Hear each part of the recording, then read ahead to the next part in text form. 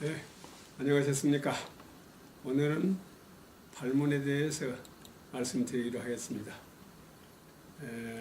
먼저 발문이 얼마나 중요한 것이냐 하는 것을 발문의 무게라는 말로 표현해서 얘기해 보겠습니다.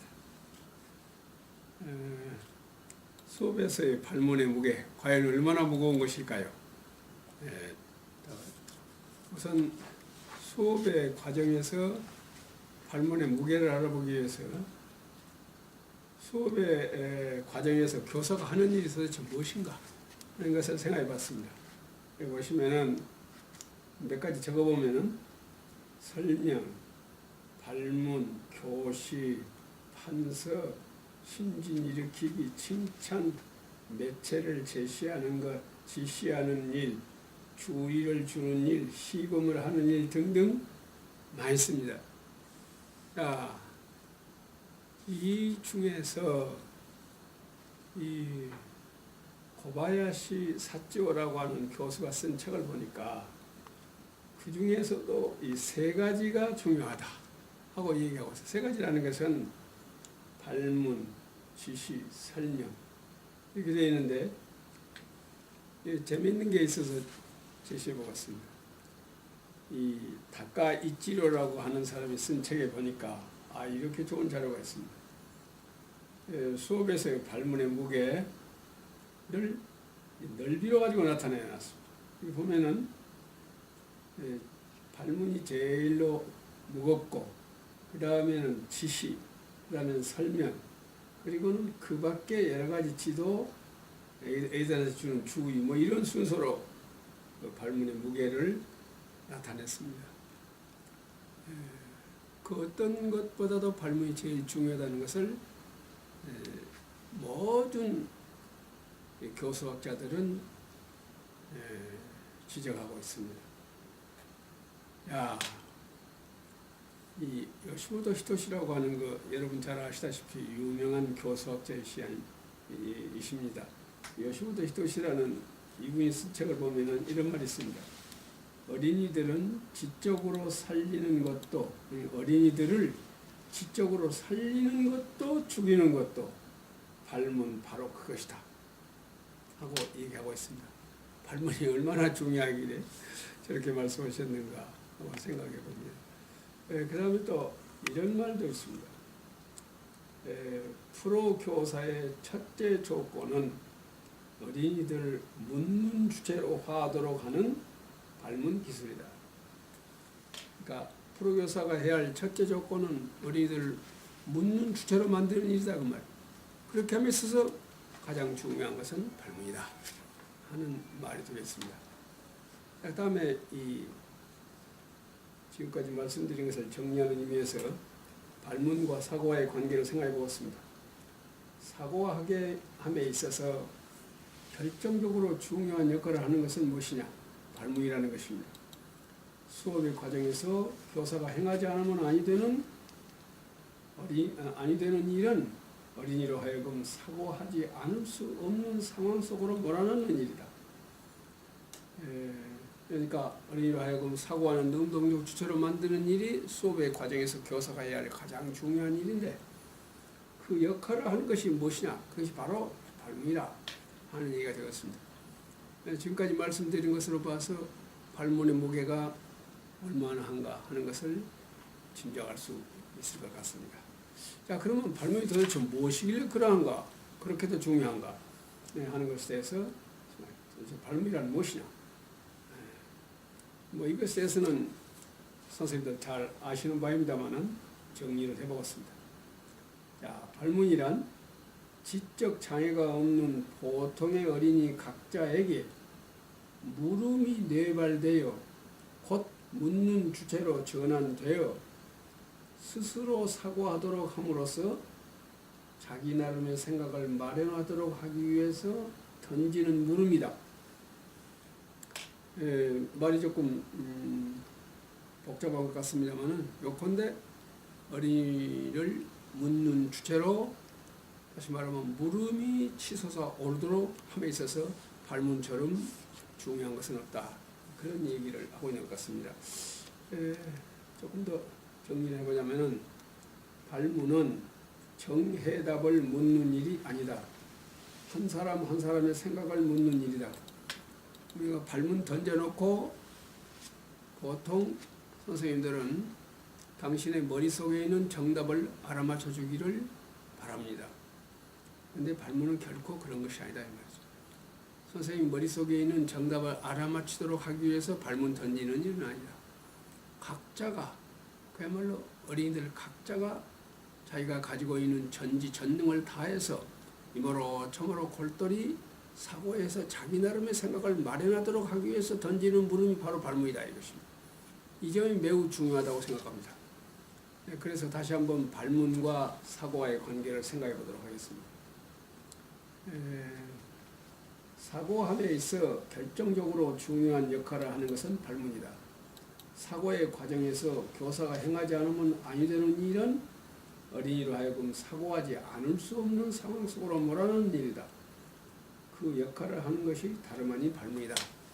되풀이되는 것 같습니다만은 하여튼 수업의 최종 목표가 사고력을 기르는 일입니다. 사고력은 결국 어린이 각자가 사고함으로써 길러집니다. 어린이들 하여금 사고하게 하는 일이 교사가 해야 할 가장 중요한 일인데, 그러면 여러 가지 일을 통해서 사고하게 할 수가 있습니다만 역시 발문이 가장 중핵적인 일을 한다. 그렇게 정리할 수가 있겠습니다. 발문을 다시 한번 정리해보자면 학습자의 내부에 지적 사건을 일으키는 일이 발문이다. 이렇게 또 정리할 수가 있겠습니다. 이어서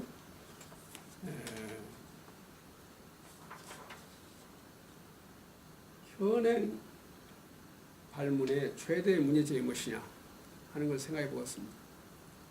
지금까지 저는 약 1200개 학급의 수업을 참관을 했습니다만 그 1200개 학급에서 찾아낸 문제점, 그 말은 무슨 말이냐면 거의 대부분의 학급에서 좀 외람된 말이지만은 발문이 잘못되어 있다. 그것이 도대체 어떤 점이냐 하는 것에 대해서 좀 생각해 보도록 하겠습니다. 우선 아까도 말씀드려서 되풀이된다마는 수업의 최종 목표는 사고력 기르는 일입니다. 그래서 모든 어린이들이 그야말로 사고해야 됩니다. 그런데 지금 사고하는 어린이가 있는가 하면 거의 완전히 사고하지 않는 어린이들이 매우 많습니다. 다시 말하면 사고하는 어린이와 사고하지 않는 어린이의 분열 현상이 일어난다 그런 말입니다. 근데 그것이 바로 현행 우리 수업의 최대의 문제점에 발문이라는 관점에서 봤을 때 최대의 문제점이 하나다 이것입니다. 자, 그러면 그 문제점이 요인이 나변에 있는가? 요인 분석을 해보도록 하겠습니다. 가장 중요한 것은 그러니까 아까 말씀드린 대로 사고하는 어린이군과 사고하지 못하는 어린이군, 양군으로 분열되고 있는 가장 중요한 요인은 무엇이냐 하는 겁니다. 이게 다름이 아니라 이게 바로 자기류의 방법으로 묻고 있기 때문에 그런다 이것입니다. 자기류의 방법이라고 하는 것은 선생님들 각자의 교수학적 지식이나 상식이나 경험에 의해서 마련한 방법으로 묻는다 그런 뜻입니다. 그러니까 각자가 자기류의 방법으로 묻고 있는 것입니다. 자, 그러면 자기류의 방법으로 물음으로 인해서 발문에 어떠한 아까 말씀드린 대로 그러한 문제점이 있습니다만은 이번에는 자기류의 방법으로 물음으로 말미암아서 또 여러 가지 그 하위 요인들이 있습니다. 그것을 좀 분석해 보도록 하겠습니다. 어느 정도 어렵냐 하는 것을 지금부터 생각해 보도록 하겠습니다. 예를 들어보겠습니다. 3학년 과학에서 보면은 이런 교재가 있습니다. 수조 안에 이 컵을 거꾸로 수직으로 밀어 넣었을 때에 과연 이 종이배가 어떻게 움직이느냐 하는 것입니다.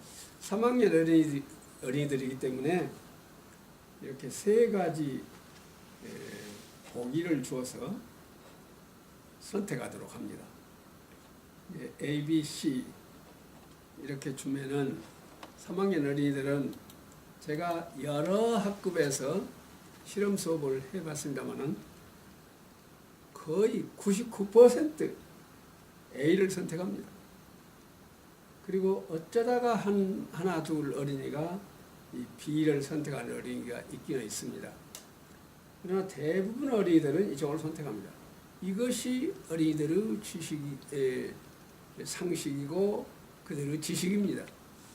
그렇기 때문에 그들이 알고 있는 대로 이쪽을 선택하는 것이죠. 그런데 실제로 이것을 어린이들 앞에서 실험을 해보면은 어떤 결과가 나오느냐 하면은 선생님들 잘 아시는 것과 마찬가지로 이런 결과가 나옵니다. 어린이들이 깜짝 놀랍니다. 이럴 때 선생님들은 어떻게 묻습니까? 대개 이제 이렇게 실험을 하는 것을 연시 실험이라고 그러죠. 이 연시 실험을 한 결과 어린이들이 이상하다 이것이죠. 그러면 선생님은 어린이들에게 학습 문제를 던집니다. 칠판에다가 판서를 하죠. 대부분 선생님들은 왜 컵 안으로 물이 들어가지 않을까요? 하고 그렇게 묻습니다. 왜 컵 안으로 물이 들어가지 않을까요? 또는 컵 안으로 물이 들어가지 않는 까닭은 무엇일까요? 대부분 그렇게 묻습니다. 근데 그렇게 물어놓고 어린이들을 보면은요, 아까 어린이들이 그야말로 물음이 치솟아 올랐죠.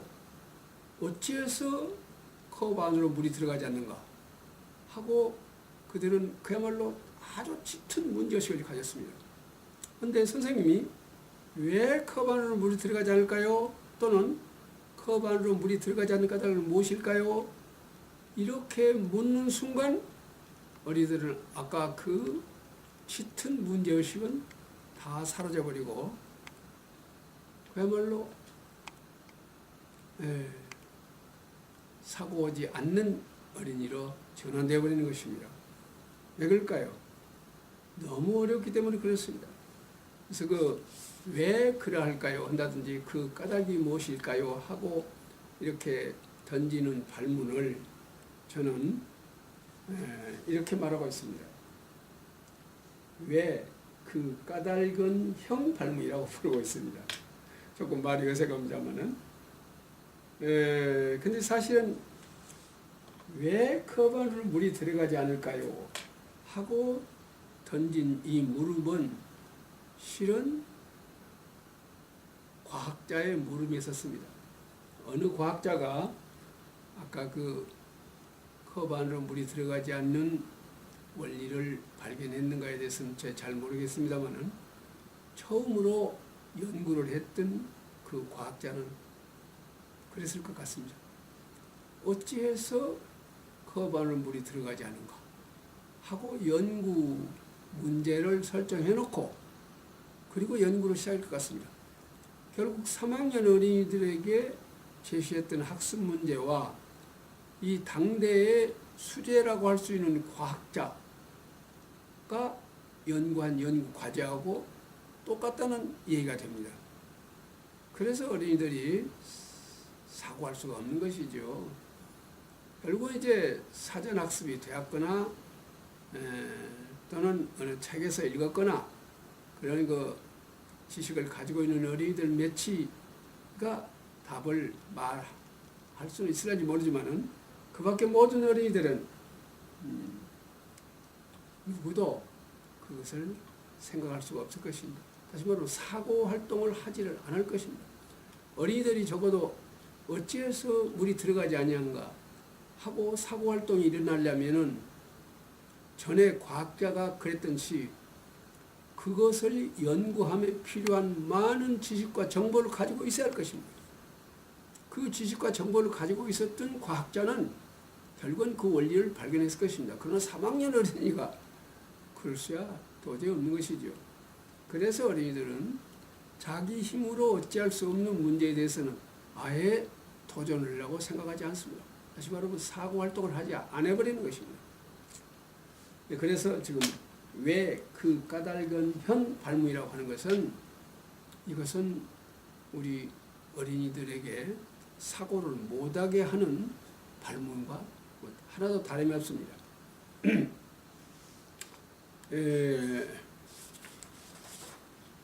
그래서 이 왜라고 묻는 일은 그 까닭은 이라고 묻는 것은 어린이를 지적으로 고문하는 일이다 하고 저는 생각하고 있습니다. 어린이들을 지적으로 고문해서 쓰겠습니까? 자, 그래서 그러면 어떻게 물을 것이냐 하는 문제가 제기된다고 볼 수 있겠습니다. 그래서 조금 더 이 얘기를 해보겠습니다.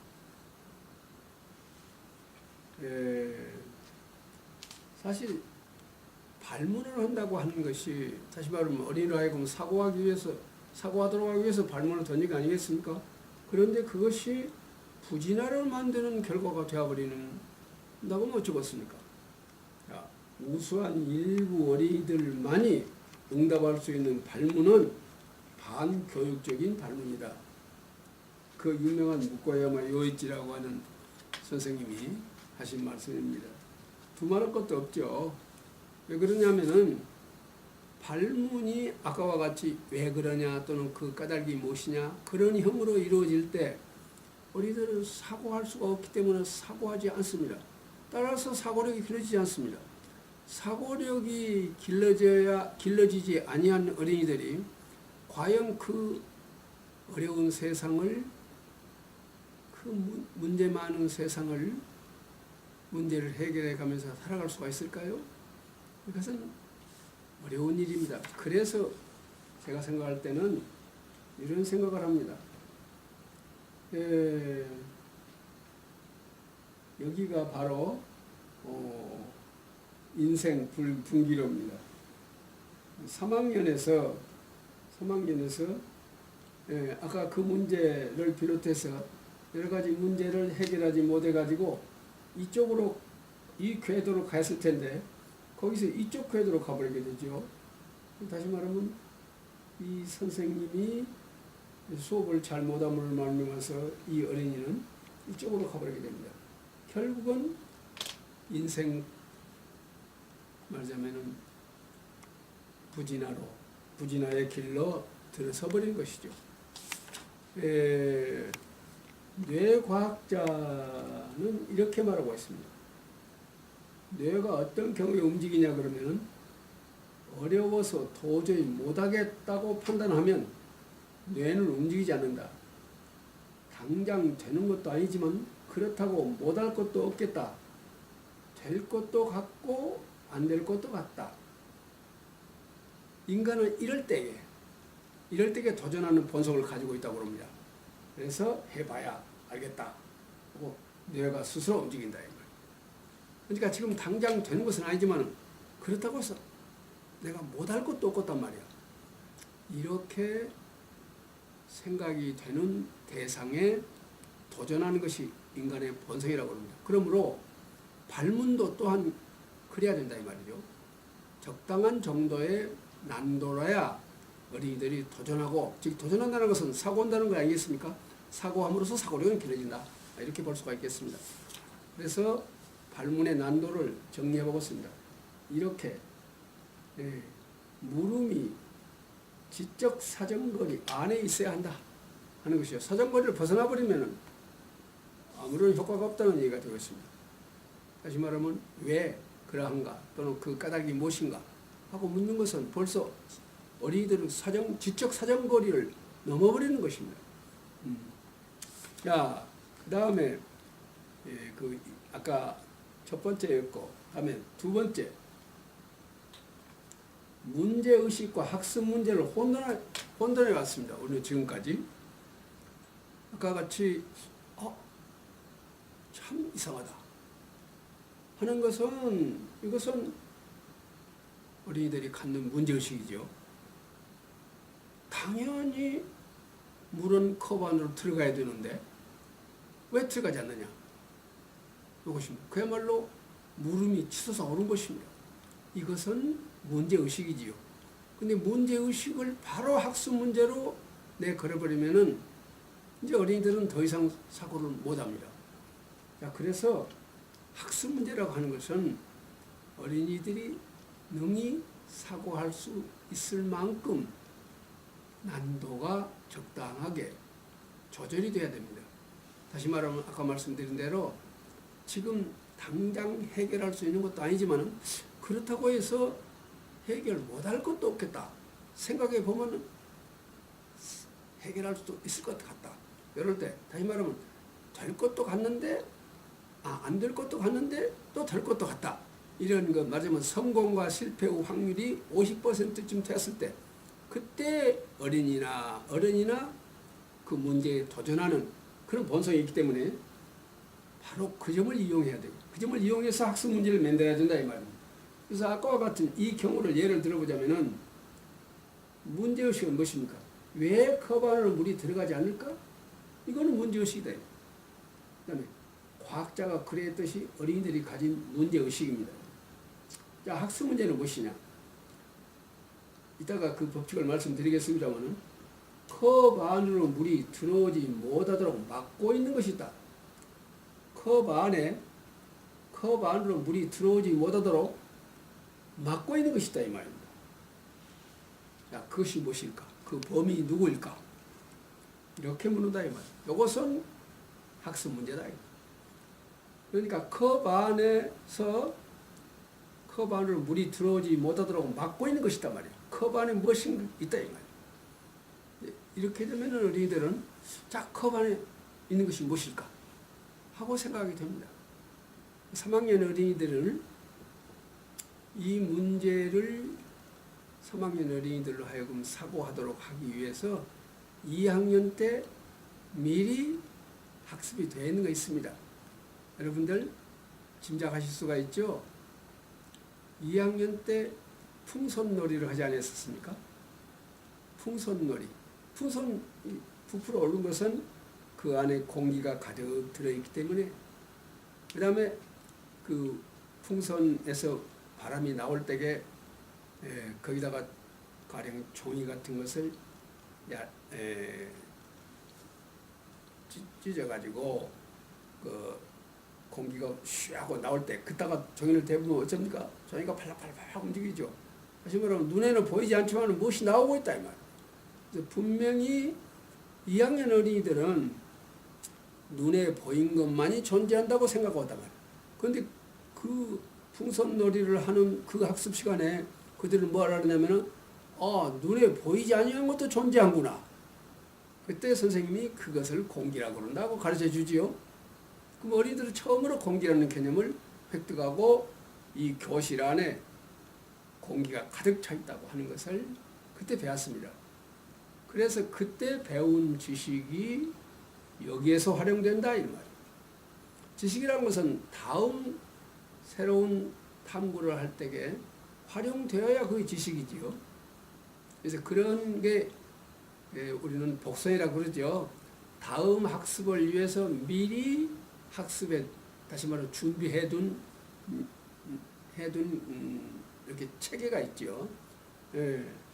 그래서 이 학습 문제에 접했을 때에 어린이들은 2학년 때 배운 지식을 상기해서 그게 컵 안에 들어있는 것은 공기가 아닐까요?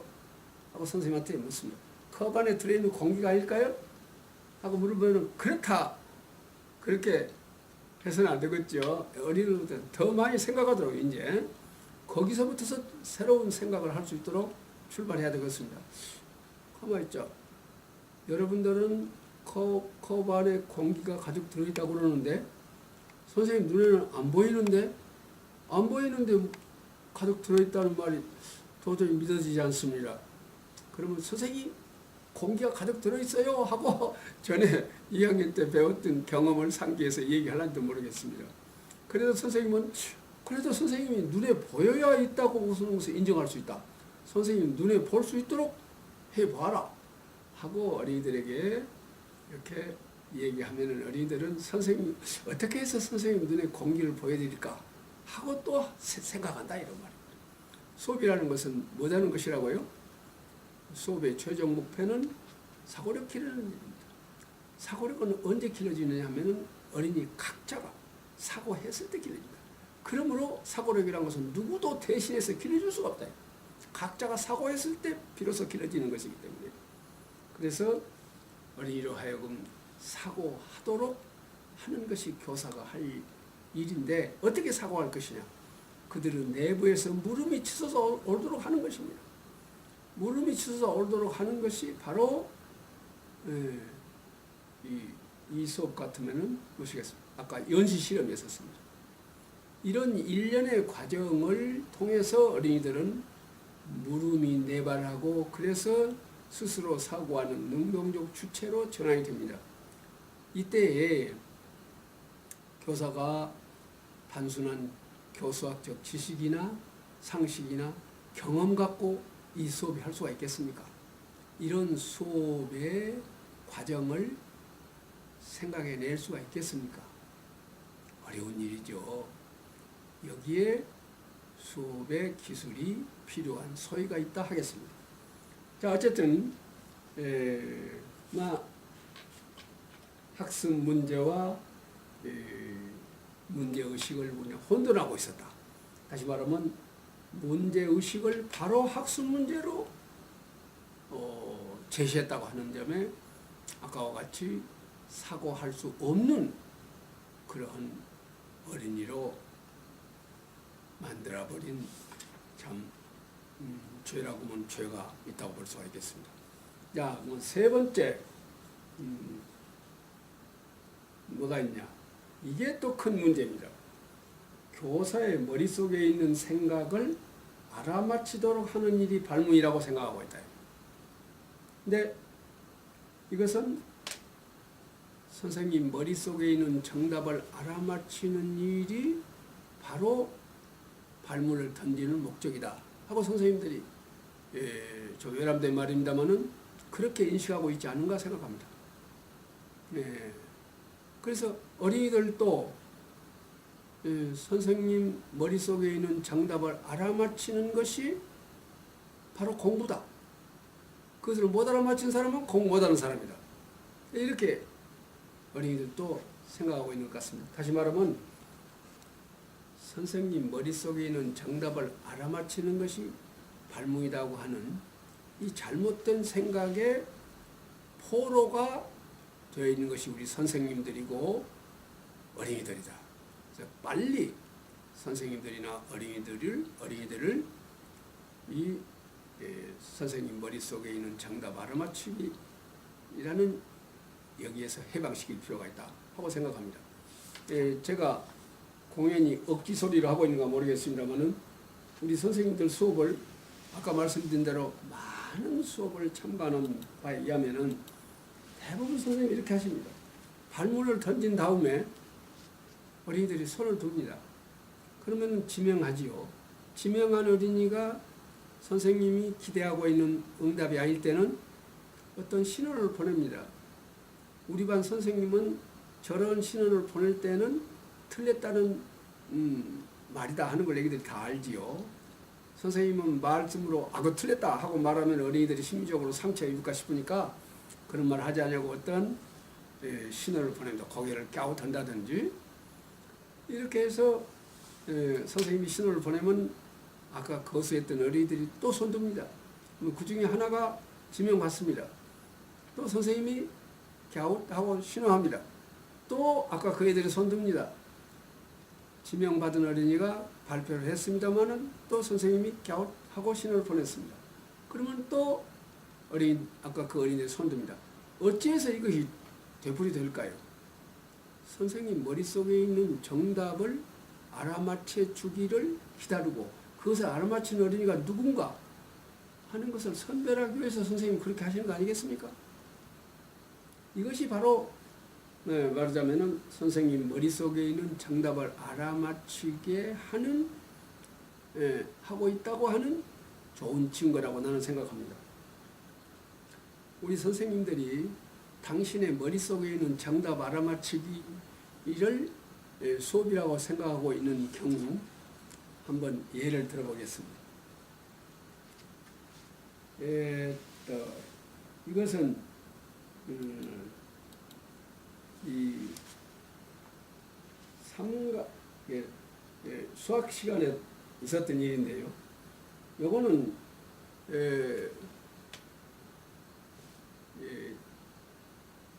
나중에 말씀드리겠습니다. 삼각형 두 개로 사각형 하나를 만드시오. 삼각형 두 개를 합해가지고 사각형을 만드시오. 사각형 하나를 만드시오 하는 것이 문제입니다. 그런데 어떤 어린이가 이렇게 했습니다. 큰 삼각형 하나하고 작은 삼각형을 이렇게 겹쳐가지고 이게 말하자면은 사각형을 만들었어요. 어디가 사각형입니까? 이거 사각형이죠, 이거. 그러니까 선생님이 이것을 보고 틀렸다고 판단했습니다. 그러니까 오답으로 판정해버렸단 말입니다. 선생님 머릿속에는 뭐가 있었냐면 이거 있었단 말이죠. 삼각형 두 개로 사각형 하나를 만들었죠. 그러니까 이거는 틀린 것이라고 선생님이 판정한 것입니다. 근데 어린이가 집에 가서 학부형에게 그 얘기를 했던가 봐요. 그러니까 이것이 인터넷에 올라가지고 그때 큰 난리가 한번 난 일이 있습니다. 이것이 2014년 5월의 일입니다. 이거는 정말 선생님이 자기 머릿속에 있는 정답에 사로잡혀 있다고 하는 것이 아니고 무엇이겠습니까? 그러니까 우리 선생님들은 많은 경우에 어린이들에게 자기 머릿속에 있는 정답을 알아맞히도록 이것을 원하고 있습니다. 근데 아까 말씀드린 대로 발문이라는 것은 그런 것이던가요? 발문이라고 하는 것은 선생님이 던진 물음을 해결하기 위해서 어린이들 각자가 가지고 있는 지식이나 상식이나 경험을 그야말로 종합적으로 활용해서 이모로 저모로 생각해서 각자 나름대로 어떠한 잠정적인 해답, 자기 나름의 생각을 마련하는 일, 그거 하라고 던진 것이 발문이거든요. 다시 말하면 발문이라는 것은 어린이 각자로 하여금 사고하도록 함으로써 사고력을 기르기 위해서 던지는 거 아니겠습니까? 그러니까 그 답을 꼭 알아맞혀라 하는 뜻이 아니라 선생님은 어린이들한테 사고하는 계기를 마련하도록 하기 위해서 던진 물음이었었거든요. 그런데 선생님들이 혹시 그렇게 안 생각하고 결국은 정답을 알아맞히도록 하기 위해서 발문을 하고 있다고 잘못 생각한다는 사람들이, 그런 선생님들이 범하기 쉬운 잘못이라고 할 수 있겠습니다. 유일 정답주의, 오직 하나밖에 없는 정답주의의 포로가 되어 있는 선생님이다, 그 말입니다. 근데 이것은 제가 직접 수업 참관 때 본 것입니다만 바로 이런 문제가 던져졌습니다. 또 애들한테 이런 용지를 나눠줬어요. 나눠줘가지고 4 곱하기 4를 그림으로 그리시오, 이런 것이 있었습니다. 그러니까 이제 구구법을 어린이들이 제대로 이해하고 있는가 하는 것을 알아보기 위해서 하는 것이죠. 그런데 이 어린이는 어떻게 해답을 썼냐면은 이렇게 했습니다.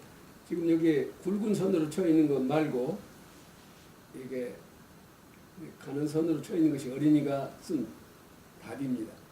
여기 4개 그랬어요. 그 다음 칸에는 여기 4개 하고 또 4개, 4개씩 2줄 그랬습니다. 여기는 4개씩 석줄 그랬습니다. 여기는 4개씩 넉줄 그랬습니다. 이렇게 해서 사사십립이 된다는 얘기 아니겠습니까? 이제 이 어린이는, 이 Y라는 어린이는 그야말로 4 곱하기 4의 수학적 의미를 잘 알고 있는 어린이 아니겠습니까? 근데 선생님 머릿속에는 뭐가 있냐면 이거 있단 말이에요. 그래서 선생님이 이렇게 빨간 아주 굵은 펜으로 이거 아니다 하면서 저는 바로 그 뒤에가 앉아 있었습니다. 근데 보니까 선생님이 이렇게 딱 이렇게 빨간 펜을 이렇게 그어버리더라고요. 그러니까 어린이가 고개를 껴우고 있어요. 사실은 어린이가 지금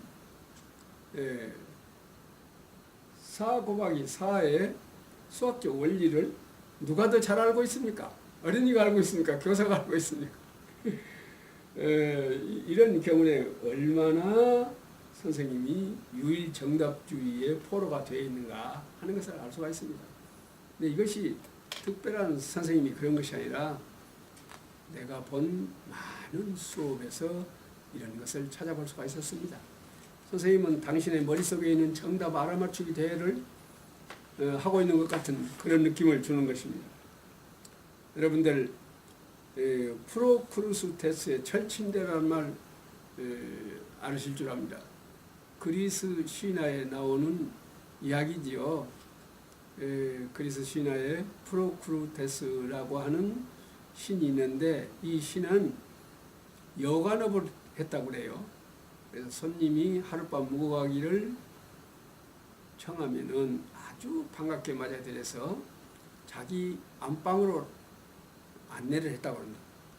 자기 안방에는 뭐가 있냐면 철침대가 하나 있었습니다. 이 철침대에 누우라고 한단 말이에요.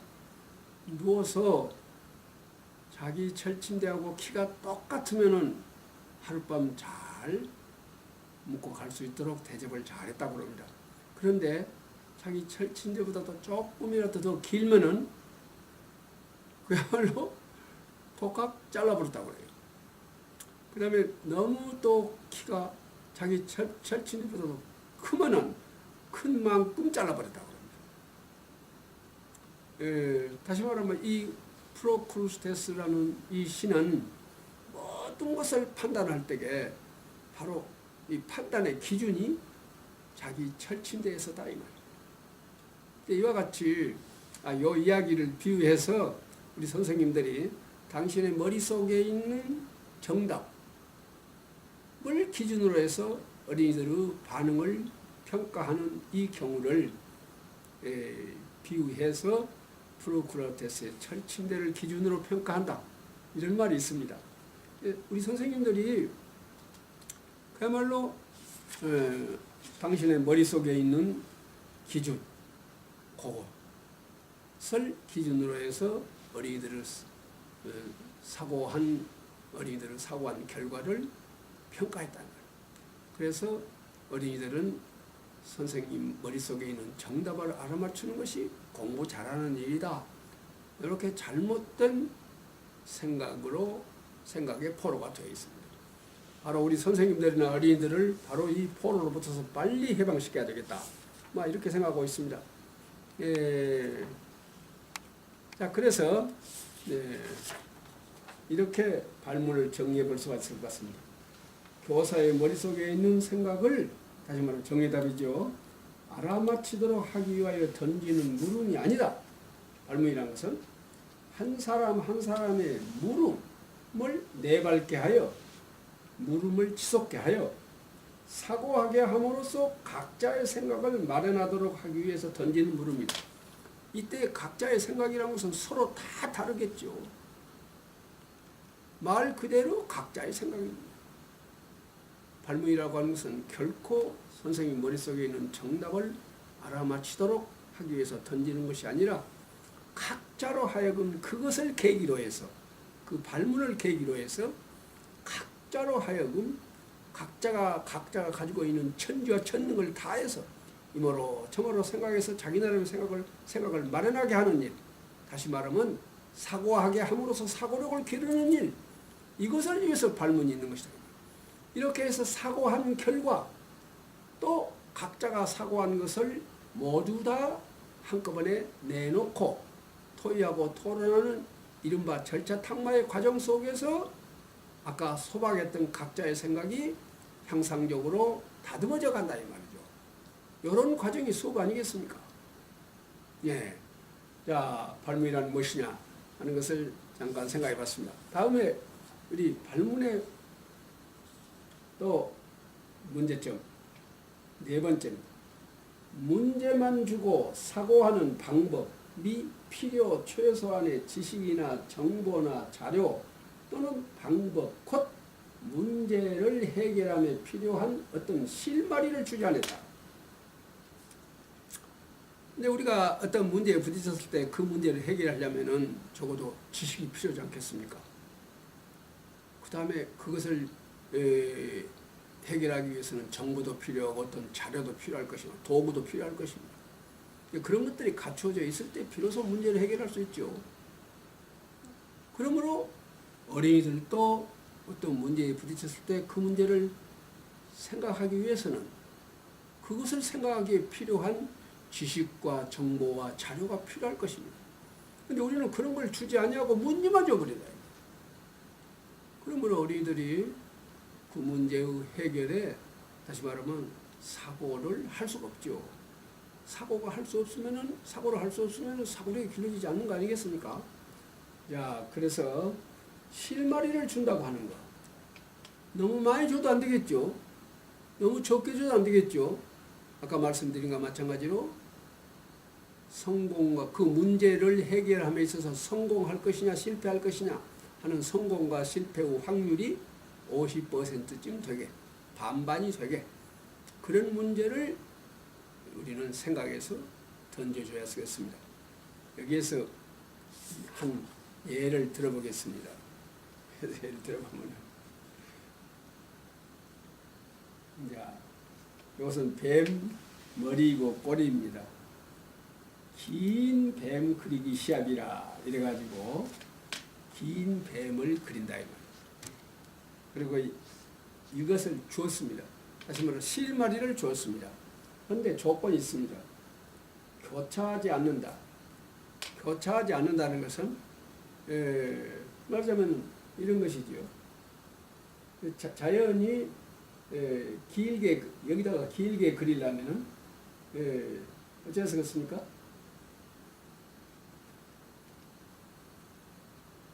이렇게 돼야 안 쓰겠습니까? 이렇게 교차하지 말자 그 말입니다. 어떻게 하느냐? 이렇게 해서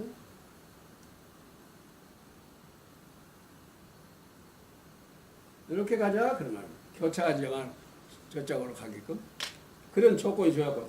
교차하지 않는다. 그 다음에 30분간 그린다. 시간을 주었습니다.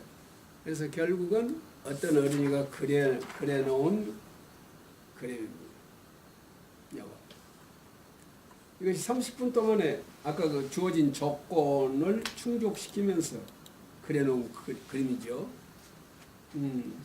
그래서 물론 이제 그 중에서도 우수한 작품입니다만은 어린이들이 여기 보면은요 아까 같이 교차하지 않기 위해서 많은 노력을 하고 있다는 것을 볼 수가 있습니다. 이 과정에서 어린이들은 사고했겠습니까? 사고지 아닌 사고라고 한다면 이것은 무슨 사고라? 조형적 사고지요. 어쨌든 이러한 작품이 나왔던 것은 결국은 덮어놓고 길게 그려라. 긴 뱀 그리기 시합이라고만 했다면은 이런 작품이 나올 수가 없죠.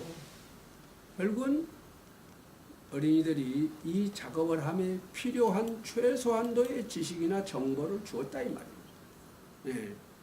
그래서 이것이 가능했다 볼 수 있겠습니다. 그런데 우리는 지금까지 이와 같이 문제만 주고 그 문제를 해결하면 필요한 최소한도의 지식이나 정보나 자료를 주지 아니하고 문제만 줬다면, 다시 말하면 그 문제를 해결하면 필요한 지식이나 정보나 자료를 줘야 되는데, 다시 말하면 아까 말씀드린 대로 50%의 말하자면 가르쳐준다고 말이에요. 쉽게 말하면 50%는 가르쳐주고 나머지 50%는 그 가르쳐준 지식 또는 정보 또는 자료를 활용해서 50%는 해결해라, 이렇게 발문이 돼야 되는데 지금까지는 그러하지 못한 흠이 있었습니다. 다음에 5번째입니다. 물음에 대하여 사고하고 판단하기 위해서 필요한 시간이 주어지지 않았다. 이것도 그냥 선생님이 발문 던지지요? 그러면 어린이들은 금방 손들어 버립니다. 아주 지적 순발력이 좋은 애기들은 서로 다투어서 먼저 손들어 버리죠. 그러면 선생님도 즉시 바로 지명을 합니다. 이것이 계속된다. 사고할 시간이 없어요. 사고할 겨를이 없습니다. 아까 같이 즉시 손든 어린이들은 순발력이 좋은 애기죠. 지적 순발력이 좋기 때문에 그들은 아주 짧은 시간 안에 자기 나름의 생각을 정리할 수가 있어요. 그러나 더 많은 시간을 소요되는 어린이들은 사고할 겨를이 없습니다. 손 들어버리면 그때 올 스톱이죠. 사고는. 그래서 바로 이게 문제입니다. 발문, 거수, 지명, 발표, 이것이 일사천리로 이루어지는 것. 예. 여러분 다 아시는 얘기입니다만은 캐롤의 시간 모델이라는 게 다 아시는 얘기입니다만은, 누구든지 그가 필요로 하는 시간을 확보하여 주면 당면한 문제를 해결할 수 있게 된다. 캐롤이 쓴 말입니다. 근데 우리는 시간을 확보해 주지 아니함으로 인해서 사고하는 어린이와 사고하지 못하는 어린이의 양군으로 분열되고 있고, 그것이 결과적으로는 어떻습니까? 그것이 결과적으로는 제대로 학습하는 어린이와 학습을 제대로 하지 못하고 실패하는 어린이, 양군으로 나누어서 결국은 인생 양군으로 되어버리는 이야기를 아까 말씀드렸습니다. 자, 그 다음에 문제점 6번째는 무엇입니까? 6번째는 발문을 던진 후 전원으로 하여금 각자 나름의 생각, 곧 물음에 대한 각자 나름의 잠정적 해답을 마련하도록 하는 일을 지도하지 않는다. 그러니까 일단 물음을 던졌으면은 그것을 아까 생각할 시간을 주고, 생각할 시간을 줌으로써 어린이들은 각자가 자기 나름의 생각을 마련해야 될 것입니다. 그런데 그 시간을 주지 아니하므로 각자가 자기 나름의 생각을 마련할 수가 없죠.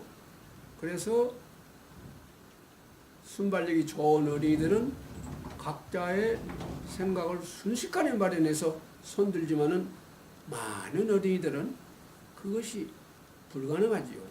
그러므로 사고하지 못하고 입 딱 다물고 관중이 되어버리는 것입니다. 그 일부 우수한 애기들이 공부하는 모습을 보는 관중이 되어버리는 것이죠. 스포츠에서는 관중이 많을수록 좋죠. 수업에서는 관중이 하나라도 있으면 안 된다. 자, 그럼에도 불구하고 우리의 수업은 과거에 많은 관중을 만들어 왔습니다. 지금까지 제가 말씀드렸던 것은 이 발문 속에서 관중을 만드는 여러 가지 요인들을 말씀드렸습니다만, 지금 그 중에 하나가 자기 나름의 생각을 갖도록 하지 않는다 하는 게, 자, 자기 나름의 생각을 마련한다는 것이 얼마나 중요한 것인가에 대해서 잠깐 말씀드리겠습니다.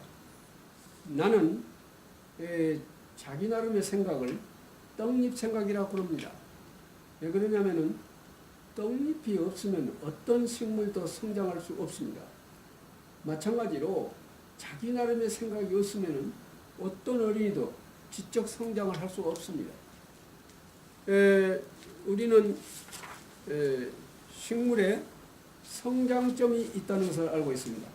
성장점을 가령 뜯어버리면은 뿌리도 가지도 전혀 성장할 수 없는 거 우리가 잘 알고 있습니다. 마찬가지로 이 식물의 성장점은 바로 지적 활동을 함에 있어서의 자기 나름의 생각이 맞으면 인간의 지적 성장점이다 하고 저는 생각합니다. 예, 이것에 대해서는 참 많은 설명이 필요합니다만은 예, 우선 가와시마 류타라고 하는 이 교수는 일본에서 그 가장 말하자면 권위 있는 뇌과학자의 한 사람이라고 합니다. 그분이 쓴 책을 보면 이런 말이 있습니다. 자기 나름의 생각을 가지고 있을 때 뇌가 일을 할 수 있다. 뇌가 일한다는 것은 사고할 수 있다는 얘기 아니겠습니까? 자기 나름의 생각을 가지고 있어야 되는데 이때 자기 나름의 생각이라는 것은 아까 말씀드린 과 마찬가지로 절대로 정답이 아니란 말이죠. 선생님 머릿속에는 정답이 아니라 말 그대로 자기 나름의 생각이다 이 말. 자기가 가지고 있는 전지와 전능을 다해서 이마로 저마로 골똘히 사고한 끝에 마련한 생각, 이것이 곧 자기 나름의 생각이고 그러한 생각을 하는 과정 속에서 많은 사고를 하게 되고 그럼으로써 사고력은 길러진다 이 말이죠. 그리고 그 생각해서 마련한 생각이 그야말로 황당무계한 것이라 할지라도 그 어린이에게는 사고한 결과이고 그러므로 인해서 사고력이 길러졌다. 그러면 그 어린이는 언제 제대로 된 지식을 학습할 것인가 하는 걱정이 있습니다. 그런데 언제 합니까? 그것은 나중 시간에 또 얘기하겠습니다만은 결국은 마련한 자기 나름의 생각을 모두가 다 내놓습니다. 그래서 우리 반 친구들의 전원이 어떤 생각을 가지고 있는가를 다 알지요. 이 생각을 가지고 절차 탁마, 다시 말하면 갈고 다듬는다. 절차 탁마하고 있으면 소박한 생각들이 점점 향상적으로 변형돼서 마침내 진리를 찾아내게 된다. 이렇게 볼 수가 있겠습니다. 어쨌든 자기 나름의 생각이 그토록 소중한 것인데, 자 그러면 자기 나름의 생각을 어떤 방법으로 마련할 것인가, 이게 중요합니다. 그래서 최선의 방법, 차선의 방법, 차차선의 방법, 세 가지 방법을 어린이들한테 지도할 필요가 있다고 생각합니다. 최선의 방법이라는 것은 무엇이냐? 그야말로 각자가 자신의 전지와 전능을 다하여 이모로 저모로 골똘히 생각하여 마련한 생각입니다. 따라서 이것은 근거가 있는 생각이죠. 이러한 근거 있는 생각을 전원이 생각해 주기를 기대하기는 어렵습니다. 그래서 차선의 방법이 있습니다. 그래서 이렇게 할 수 있는 어린이는 이렇게 하고, 이것이 어려운 어린이는 차선의 방법으로, 최선의 방법이 어려울 때에는 아마도 무엇이 아닐까 하고 짐작하여 자기 나름의 생각을 마련한다. 따라서 이것은 근거가 없단 말이죠. 아까 최선의 방법은 근거가 있었죠. 자신의 전지와 전능을 다하여 이모로 저모로 생각하여 마련했습니다. 그래서 근거가 있다. 이것은 어디까지나 짐작하는 것이기 때문에 아마도 이러하지 않을까. 그래서 근거가 없다 이 말이에요. 이게 차선의 방법입니다. 그 다음에 이것도 어려운 어린이는 어떻게 할 것이냐. 이렇게 하는 것이 어떻겠습니까? 차차선의 방법입니다.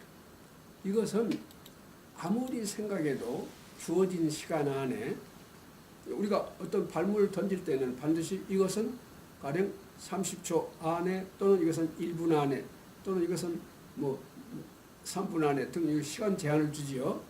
예. 이럴 때에 제한된 시간 안에 도저히 안 되겠다. 이럴 때는 그러니까 주어진 시간이 1분이라면은 30초 전에 또는 20초 전에 또는 10초 전에 예령을 주면 좋겠습니다. 이제 10초 남았다. 이런 식이죠. 어떠한 신호를 주면은 어린이들이 그렇게 알아먹을 수 있도록 약속해두면 좋겠습니다. 자, 근데 그 신호가 날 때까지 아무리 생각해도 나름의 생각을 마련하지 못했다. 이럴 때는 어찌 하시겠습니까? 이럴 때는 옆에 친구의 생각을 보고 그대로 베껴 써라 이것입니다. 동시에 학급 어린이 전체에게 짝꿍이 내 생각을 보고 그대로 쓸 수 있도록 그렇게 지도할 필요가 있겠습니다. 나중에 얘기하겠습니다만은 결국 이 어린이는 보여줄 뿐만 아니라 자기의 생각을 설명해 주는 것도 매우 좋은 일인데 그렇게 함으로써 내가 더 확실하게 알 수 있는 좋은 학습의 방법이라고 하는 것을 얘기해 주면 좋겠습니다. 어쨌든 이 어린이는 옆에 친구의 것을 보고 그대로 베껴 썼습니다. 근데 베껴 쓰면은요, 재밌는 것이 뭐냐면은 이제 앞으로 베껴 쓰고 이것이 내 생각이다 하고 어린이가 이제 자기 생각을 갖게 됩니다. 갖게 되고 그 뒤에 학습이 아까 제가 잠깐 말씀드렸지만 그런 식으로 전부 제시하고 그것을 가지고 절차탁마하는 과정이 이루어지게 되면은 그 과정 속에서 자기 나름의 생각이 자라난다 이것입니다. 그래서 나는 근데 아까 그 경우에 옆에 친구의 생각을 그대로 보고 베껴놓은 생각을 내 생각이라고 하지 아니하고 아무 생각도 갖지 아니하고 있을 때는요, 이거는 아무리 절차탁마 과정이 충실하게 이루어지더라도 별로 큰 효과가 없다는 것을 나는 이 수업이라는 사실 속에서 발견했습니다. 그래서 반드시 도저히 안 되겠다. 그럴 때는 이와 같이 자기 나름의 생각을 이것이 뭐냐면은 이 내 생각이 싹 떠오르는 묘상, 모종을 키우는 못자리다 이 말이에요. 왜? 그러니까 아까 옆에 친구의 생각을 그대로 베껴 썼는데 그것이 내 생각이 자라나도록 하는 못자리다 이 말이에요. 묘상이다 이 말이에요. 그러니까 이런 의미가 있다. 지금 비유해서 말씀드렸습니다마는 이것은 수업이라는 사실 속에서 검증된 사실입니다. 공연히 하는 말은 아닙니다. 선생님도 꼭 그렇게 한번 해봐 주시면 좋겠습니다. 어린이들한테 그거 해야 됩니다. 정해진 시간 안에 도저히 생각할 수가 없다. 이럴 때는 남의 생각을, 옆에 짝꿍의 생각을 그대로 베껴 써라. 그러면 거기에서 각자의 생각이 자라난다 하는 것을 설명해 줄 필요가 있다고 생각합니다. 그렇게 해서 각자로 하여금 자기 나름의 생각을 갖는 것이 학습을 성공적으로 수행함에 있어서 아주 중요한 학습의 방법이라고 생각합니다. 그러니까 가장 나쁜 것은 무엇이냐면은 생각해도 제한된 시간 안에 좋은 생각이 자기 나름의 생각을 마련하지 못했다 했을 때에 아무 빈 머리로 앉아있는 거, 이게 가장 나쁜 학습 방법이다. 그럴 때는 짝꿍의 것을 또는 짝꿍도 그런 형태라면 앞에 있는 또는 뒤에 있는 이웃들의 생각을 그대로 베껴 쓴다고 하는 것, 이것이 엄청나게 중요한 학습의 방법이다. 그런 어린이들에게는 그것이 가장 좋은 학습의 방법이라고 하는 것을 지도할 필요가 있다고 생각합니다. 그래서 저는 이 자기 나름의 생각이라고 하는 것은 뭐냐 그러면 은결핵이라고 생각합니다. 자기 나름의 생각은 보다 더 타당한 생각으로 만드는 은결핵이다. 은결핵이라는 것은 요거 지금 눈이죠. 눈이 이렇게 아름다운 결정을 하게 되는 것은 여기에 먼지가 있다고 합니다. 고공에서 이루어진 일이라 또 이게 제 과학에 대해서는 잘 모릅니다만은 어쨌든 이게 고공에서 기온이 많이 낮아지게 되면은 수증기가 전부 이 먼지를 중심으로 해서 응결한다고 합니다. 그렇게 해서 이렇게 아름다운 눈의 결정체가 된다고 그러는데, 그래서 이것을 이 먼지, 우주에 떠 있는 그 먼지를 응결핵이라고 한다고 그래요. 응결핵이라고 하는데, 결국은 자기 나름의 생각이 있으면은 그 자기 나름의 생각에 의해서, 자기 나름의 생각이 있음으로 말미암아서 그 다음에 이웃들의 생각을 제시해 놓고, 아까 서로 갈고 다듬는 절차 탁마 과정이 이루어진다고 그랬죠. 그런 과정 속에서 이렇게 아름다운 눈이 만들어진다. 다시 말하면 보다 더 타당한 생각이 만들어진다, 이런 말이에요. 그래서 나는 자기 나름의 생각은 곧 사고의 응결핵이다, 이렇게 생각하고 있습니다. 자기 나름의 생각 참으로 소중하고, 이것이 없이 학습을 하는 어린이들은 학습이 전혀 성되지 않는다, 그 말해도 과언이 아니라고 생각합니다. 다음입니다. 어린이 각자의 필요와 요구의 차이를 불구하고 하나의 발문을 전원에게 던진다. 어린이 각자는 필요와 요구가 다릅니다. 그런데 오직 하나를 던져주고 이것을 생각해라 하면은 자기의 필요와 요구에 맞지 않을 때는 아까 같이 관중이 되어버릴 수가 있습니다. 그러므로 적어도 나는 이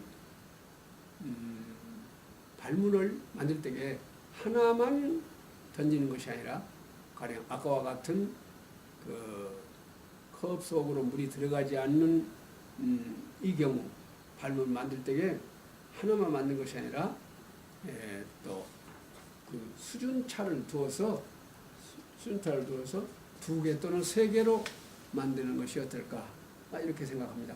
근데 이것은 만들기가 굉장히 어렵겠다, 이렇게 생각하기 쉬운데요. 아무리 좋은 수업의 방법이고 기술이라고 하더라도 적용하기가 어려우면은 의미가 없습니다.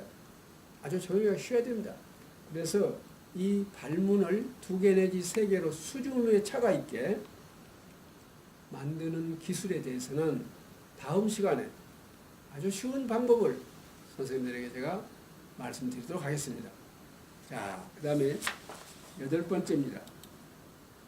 우리가 과거에 수업 중에 던졌던 발문은 이렇게 여러 가지 문제점이 많았습니다. 8번째입니다. 사고를 촉진시키는 촉매 구실을 하는 시간, 글자의 수, 활동의 방법 등에 알맞은 정도의 제한, 곧 부하를 걸지 않았다. 그러면은 가령 이 문제를 30초 안에 하세요. 이 문제는 1분 안에 하세요. 이렇게 시간을 정해준다, 이 말이에요. 그러면은 뇌과학자들의 말에 의하면은 주어진 시간 안에 사고하도록 하기 위해서 뇌가 부지런히 일한다고 합니다. 시간에 제한이 없으면은 천천히 뇌가 일을 한다고 그래요. 어쨌든 일종의 부하를 건다고 말이에요. 조금은 어떤 제한을 가함으로써 뇌가 일을 부지런하게 만들자, 그런 얘기입니다. 다음에 마지막으로 질문과 발문은 다른데 이 질문과 발문을 혼용했다. 아까 같이 문제의식과 학습 문제를 혼동했던 것과 마찬가지로 질문과 발문을 잘못 생각해야 돼요. 질문이라고 해서 무엇이겠습니까? 질문이라는 것은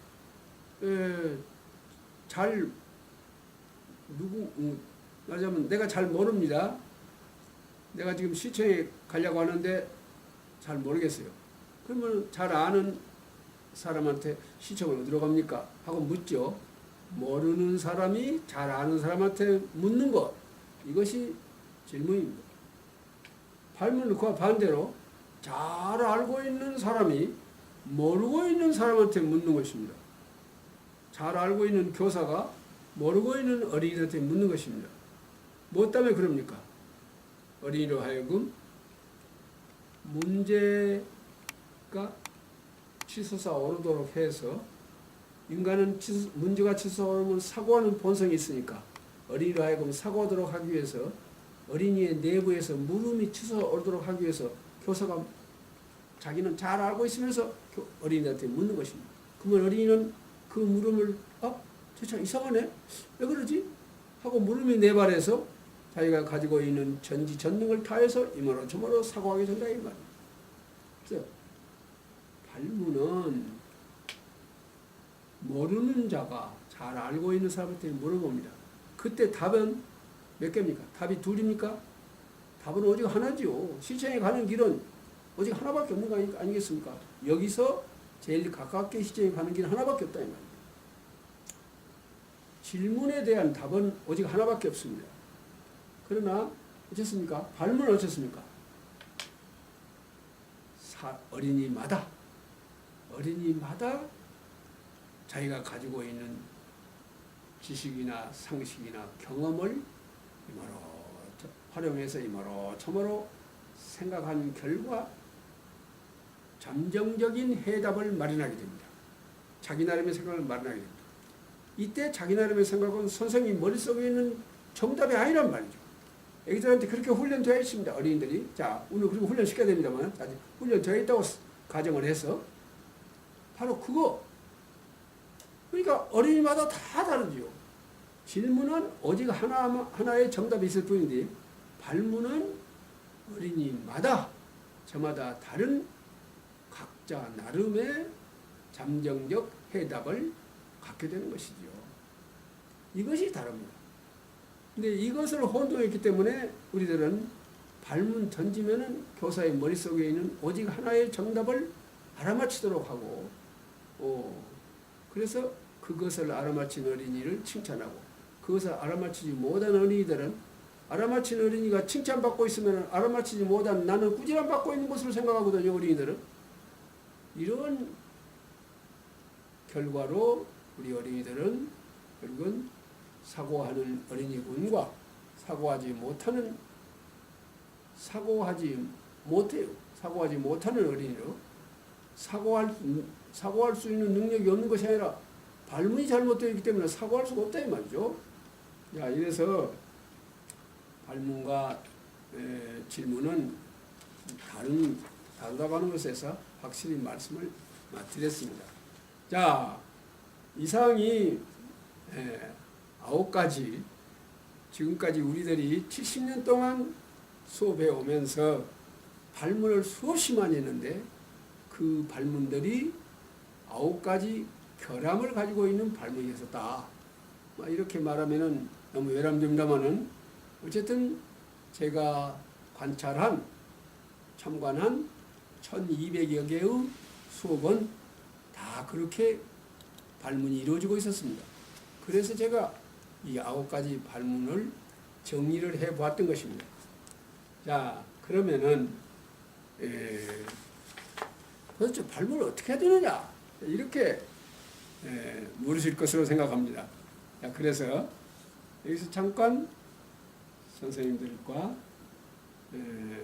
생각해 볼 문제가 있습니다. 어린이 전원이 각자 나름으로 생각할 수 있는 물음을 찾으시오. 이게 가 물음과 나 물음 두 가지 물음을 가지고 우리 생각해 보도록 하겠습니다. 그러니까 지금 이것입니다. 이 경우에 A 왜 컵 안으로 물이 들어가지 않을까요? 이렇게 묻는 경우가 있습니다. 컵 안으로 물이 들어가지 않는 까닭은 무엇일까요? 이렇게 묻습니다. 이번에는 컵 안에 뭔가가 가득 들어있어서 물이 들어갈 수 없습니다. 컵 안에 가득 들어있는 것은 무엇일까요? 이렇게 A, B, C로 물었을 때에 모든 어린이들이 지적 자애가 없는 보통의 모든 어린이들이 이모로 저모로 사고해 볼 만한 문제, 어린이들이 도전해 할 할 만한 문제, 다시 말하면 성공과 실패의 확률이 50%쯤 되는 그런 문제가 어떤 문제겠습니까? 이것은 뭐 두말할 것도 없이 그렇죠. C지요. C. 이것은 왜 또는 그 까닭은 그런 형의 물음입니다. 이것은 과학자가 생각해야 할 정도로 어려운 물음이 되어본다 이 말이에요. 자, 3학년 어린이들이 능히 누구나 사고함으로써 각자가 자기 나름의 잠정적 해답을 얻어낼 수 있는 물음은 바로 이런 물음이다. 볼 수가 있겠습니다. 자, 이번에는 이 문제는 선생님께서 지금 여기 와 계시는 선생님께서는 이곳에 왜 오셨습니까? 하고 묻습니다. 선생님께서는 이곳에 오신 까닭이 무엇입니까? 하고 묻습니다. 그렇게 묻는 것하고 그 다음에 선생님께서는 무엇을 얻기 위해서 이곳에 오셨습니까? 어느 것이 선생님들 대답하기가 쉽겠습니까? 다시 말하면 무엇을 묻고 있는지를 확실하게 알고 그 물음에 알맞는 생각을 해서 나름의 답을 얻어내겠습니다. 자기 나름의 생각을 얻어내겠습니까? 두말할 것도 없죠. 선생님께서는 무엇을 얻기 위해서 이곳에 오셨습니까? 자, 이것은 답이 무엇을 생각할 것인가가 상당히 좁혀져 갖고 있습니다. 근데 이것은 선생님께서는 이곳에 왜 오셨습니까?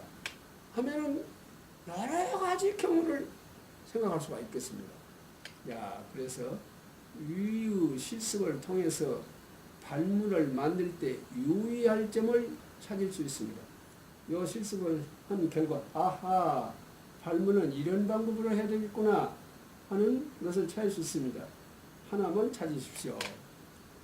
지금 선생님들 각자 좀 생각하셔서 노트해 주시기 바랍니다. 자, 시간이 없으니까 선생님들 작업이 끝나기 전입니다만은 앞으로 나가겠습니다. 자, 그렇다면은 지금 여기서 선생님들 잠깐 생각해 보셨죠? 발문은 어떤 방법으로 할 것인가에 대해서 다시 말하면 발문 만드는 데는 뭔가 규칙이 있는 것도 같다. 그런 생각 하셨을 거라고 생각합니다. 자, 그래서 발문 만드는 법칙이 진짜로 있습니다.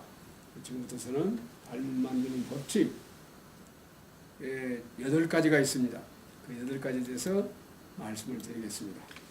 자, 발문의 법칙 첫째, 직접적으로 묻지 아니하고 그럼 어떻게 묻느냐? 간접적, 우회적으로 묻는다. 뭐 말이 좀 어려운 것 같습니다만 예를 들어보면은 하하 그것인가 하고 금방 이해가 갑니다. 자, 채소가 잘 자라려면 무엇이 필요할까요? 이렇게 물을 수가 있습니다. 자, B와 같이 물어봅시다. 채소가 잘 자라려면 무엇이 필요할까요? 하고 묻는 경우입니다. 자, 이번에는 B입니다. 햇빛이 잘 드는 교실 창가에 놓인 화분에서 상추가 잘 자라고 있었는데 누군가가 가져가 버렸습니다. 다행히 2일 후에 찾았는데 싱싱하던 상추가 시들어 있었습니다. 상추 화분은 2일간 어떤 곳에 놓여 있었을까요? 어떤 곳에 놓여 있었을까요? 하고 묻습니다. 물음은 깁니다마는 자, A와 비교를 한번 해봅시다. 채소가 잘 자라려면 무엇이 필요할까요? 어떻게 묻고 있습니까? 직접적, 직선적으로 묻고 있습니다. 직접적, 직선적으로 본질을 묻고 있다는 거예요. 아주 식물학적 지식을 묻고 있습니다. 이건 어쩌습니까? 어디에선가 있어 왔단 말이에요. 이틀간 와 있었다. 시사가 있습니다. 햇빛이 잘 드는 곳에가 있었다고 하는 시사를 주고 있습니다. 이 문제를 해결하면 필요한 지식을 주고 있는 것입니다. 정보를 주고 있는 것입니다. 그래서 어린이들은 이때까지 햇빛이 잘 드는 곳에서 싱싱하게 자랐는데 나머지는 시들어져 있단 말이에요. 저것으로 봐서 어린이들은 그 나머지는 생각해야 돼요. 햇빛이 없는 곳에가 있었는가? 햇빛이 잘 드는 곳에서 싱싱하게 여기서 햇빛이 잘 드는 교실 창가에 이렇게 정보를 주고 있거든요. 문제를 해결하며 필요한 정보를 주고 있단 말이에요. 이 정보를 활용해서 이 문제를 해결할 수가 있도록 시사를 하고 있는 것입니다. 그래서 시들어져 있는 것으로 봐서 햇빛이 없는 곳에 있었을까? 이렇게 함으로써 결국 마침내 어린이들은 어쩌겠습니까? 결국 햇빛은 식물을 자라게 함에 있어서 절대 필요 조건이다 하는 것을 이 시간에 공부할 수 있겠지요. 그래서 이게 발문의 첫째 법칙은 직접적, 직선적으로 묻지 아니하고 간접적, 우회적으로 묻자. 이 간접적, 우회적으로 돌려서 물고 있지 않습니까? 왜 그럴까요? 어린이들에게 그들이 이 문제를 해결하며 필요한 지식과 상식과 지식과 정보와 자료 이런 것을 준다. 아까 말하자면은 우리는 그것을 주지 아니하고 묻기만 했다고 그랬죠. 여기서 지난번에 우리가 잘못한 결점을 여기서 제대로 하고 있는 것입니다. 자, 그러면 두 번째 시간 관계로 빨리빨리 가겠습니다. 두 번째 법칙은 무엇이냐? 발문 안에 당의 문제 해결에 필요한 최소한의 지식, 정보, 자료 등 단서, 다시 말하면 실마리가 들어있었습니다. 실마리가 들어있었습니다. 예를 들어보겠습니다. 지난 시간에 직사각형의 넓이 내는 공식을 배웠습니다. 가로, 곱하기, 세로를 배웠단 말이에요. 자, 이 시간에는 직각삼각형의 넓이 내는 시간을 이 방법을 공부합니다. 이럴 때에 이거 지난 시간에 공부한 것과 관련시키지 아니하고 그냥 이것만 내놓고 직각삼각형을 내놓고 자, 이 시간에는 이 직각삼각형 넓이 내는 방법을 알아보자. 이렇게 제시한다면 어쩌겠습니까? 이것은 엄청나게 어려운, 다시 말하면 극히 지적 순발력이 좋은 애기들, 이것을 얼른 떠올릴 수 있을 만큼 순발력이 좋은 애기들은 할 수가 있죠. 그러나 소수의 그들을 제외한 모든 어린이들은 이걸 지난 시간에 배운 것을 얼른 상기하기는 어렵다고 말이에요. 그래서 이것을 주고 생각하게 하는 것입니다. 결국에 가서 어린이들은 결국 이것은 절반이구나. 이렇게 나는 이렇게 선을 그으면 결국 두 개가 된다 이 말이죠. 이렇게 해서 발문 안에 당의 문제 해결에 필요한 최소한의 지식, 정보, 자료 등 단서 및 실마리를 준다. 여기서 지금 제가 그 그림을 가지고 오지 않았습니다만은 칠판에다 한번 그려보겠습니다. 또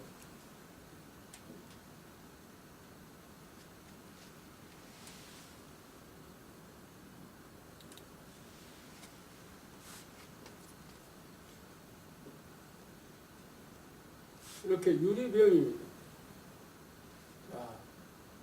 유리병이 4개가 있습니다. 근데 여기에 이런 유리공이 들어 있습니다. 유리공이 들어 있는데 이것을 드러내라 이 말. 유리에 딱 맞게 되어 있고 드러내기가 상당히 어렵겠죠. 그럼 어떤 어린이들이 이것을 드러낼지도 모르겠습니다. 자, 그런데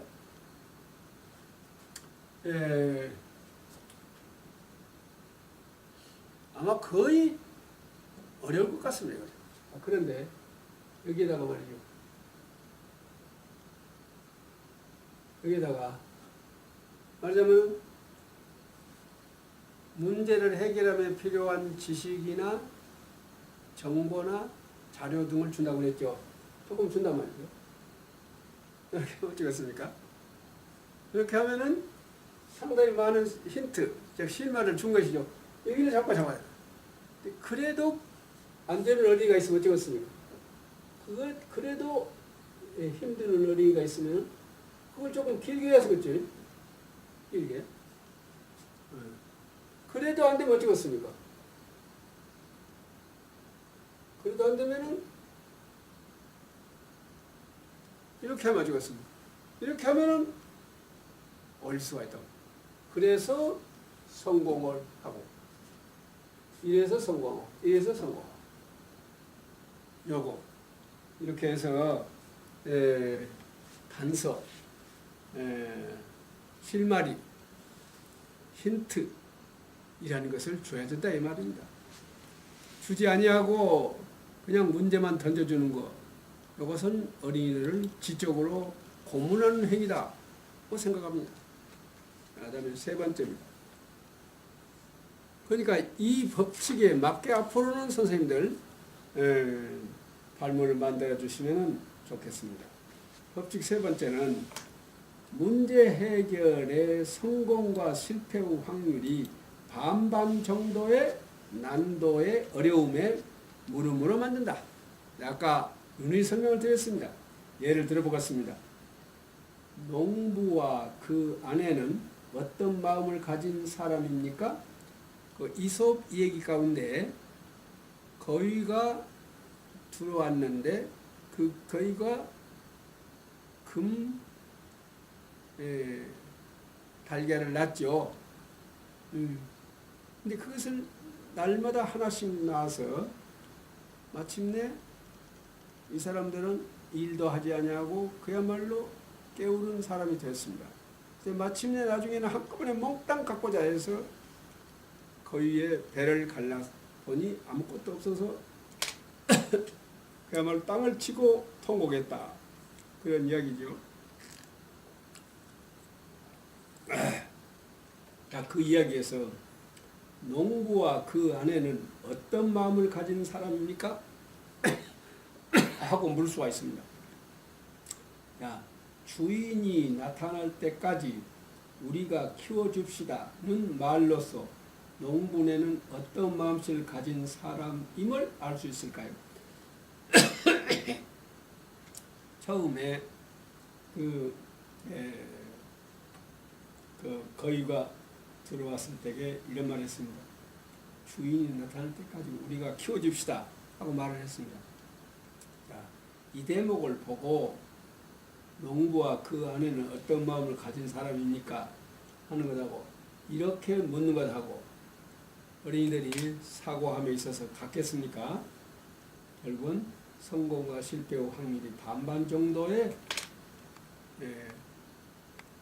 난도의 문제로 만들자. 이런 문제로 만들면 어쩌냐? 이런 얘기예요. 그 다음에 발문의 법칙 네 번째입니다. 사고하는 방법을 가르쳐주고 사고하도록 하자. 그냥 우리는 수업 중에 어린이들한테 사고하라고만 하고 사실 사고하는 방법을 안 가르쳐주지요. 물론 이제 언제나 반드시 누구나 다 그런다는 것은 아닙니다만은 제가 참관한 많은 수업에서 선생님들은 사고하는 방법을 가르쳐주지 아니하고 그것에 대한 시사를 하지 아니하고 사고해라고만 하시는 것을 봤습니다. 그래서 사고하는 방법을 가르쳐주자. 그랬을 때에 어린이는 사고할 수 있다 이 말이죠. 예를 들어보겠습니다. 사고하는 방법의 예를 들어보겠습니다. 관계를 물어본다. A와 B는 어떤 관계가 있습니까? 이 관계를 알아본다는 것은 곧 사고하는 방법 중에 하나입니다. 그 다음에 조건을 묻는다. 어떤 조건이 있습니까? 어떤 조건을 갖췄습니까? 하고 묻는 것. 이것도 사고하는 방법입니다. 그 다음에 비교하도록 묻습니다. 비교하는 것, 어린이들로 하여금 사고하게 함에 있어서 이 A와 B를 비교하세요 하는 것보다도 더 좋은 사고하게 하는 방법이 없을 정도로 아주 효과적입니다. 그래서 A는 어떻습니까? B는 어떻습니까?가 아니라 A와 B를 비교해 봅시다. 비교해 보면은 어떤 점이 같고 어떤 점이 같지 않습니까? 하고 이렇게 밴도를 그려주면 좋겠습니다. 밴드를 그려주고 이 A와 B의 같은 점을 여기다 써라 이것입니다. 공통점. 비교해서 여기다가 같은 점을 씁시다. 이런 식으로 밴드를 그려주면은 훨씬 더 어린이들이 어떻게 사고하면 되겠구나 하는 것을 안다고 생각합니다. 그래서 여기 보면 선택하게 한다. A와 B 중에서 이러이러한 조건을 충족시키는 것이 어떤 것입니까? 또는 변화를 묻는다. 어떻게 변화했습니까? 하고 묻습니다. 그 다음에 분류하도록. 여기는 여러 가지 있는데 A와 같은 특징을 가진 것, B와 같은 특징을 가진 것을 이렇게 분리해 보십시오. 분류하는 것. 이런 것들은 전부 사고하는 방법의 예가 되겠습니다. 그래서 우리가 발문을 할 때는 반드시 이 문제를 해결함에 있어서 이러한 사고 방법을 사용하자 하고 사고하는 방법을 가르쳐 주는 게 좋겠습니다. 한 예를 들어보겠습니다. 도덕 교과서에 보면은요, 어떤 노인이 그 종이 볼박스 이런 것을 수집을 모아가지고, 그러니까 고물이죠. 고물을 모아가지고 그것을 고물상한테 팔아서 수입을 얻어서 생활하는 노인이 있습니다. 도덕 교과서에 있는 얘기입니다. 그런데 이 노인은 그렇게 해서 번 돈을 굉장히 아껴 씁니다. 아껴 써서 어느 정도 아껴 쓰냐 하면은 거의 반찬도 거의 없이 그냥 간장만 먹을 정도로 아주 소박하게. 그 다음에 옷 같은 것도 한 2벌 가지고 다 헤어질 때까지, 신도 다 떨어질 때 그때 어떻게 꿰매서 신을 수 있는 데까지 신고 사지 않는다 이 말이에요. 옷도 물론 그러고 2벌 갖고 옷 입고, 또 겨울에 입으로 한 벌 입고, 여름에 입으로 한 벌 입고, 그놈이 다 떨어질 때까지 입고 그때 산다고 말이에요. 이런 식으로 해서 생활비를 아끼고 있다고 말이에요.